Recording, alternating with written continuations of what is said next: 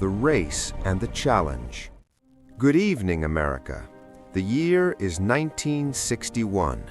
The world is locked in a fierce technological and ideological battle, the Cold War.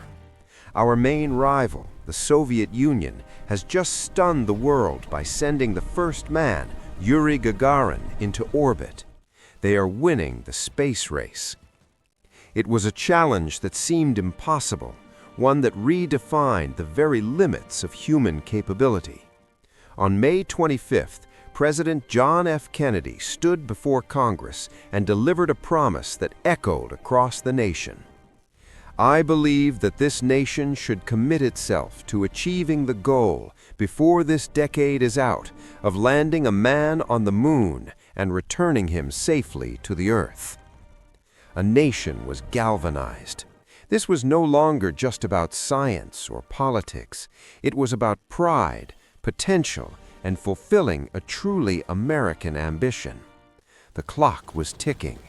The goal, 8 years. Section 2, The Journey of Apollo 11.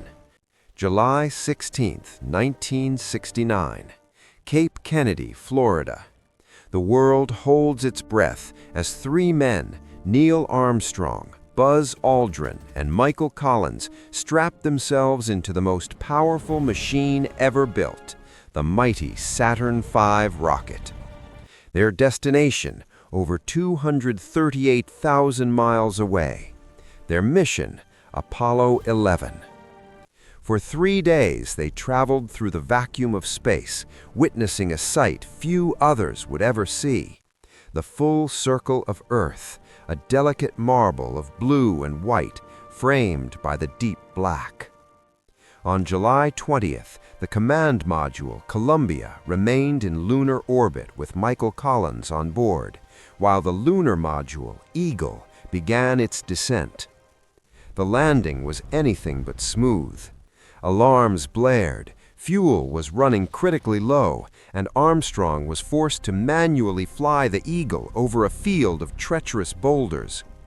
With less than 30 seconds of fuel remaining, Neil Armstrong transmitted the words that brought a collective cheer from Houston to Hong Kong.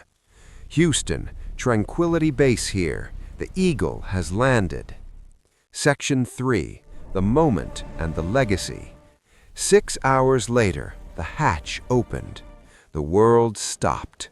An estimated 600 million people, 1/5 of the global population, were glued to their television sets, watching a grainy, flickering image transmitted across space.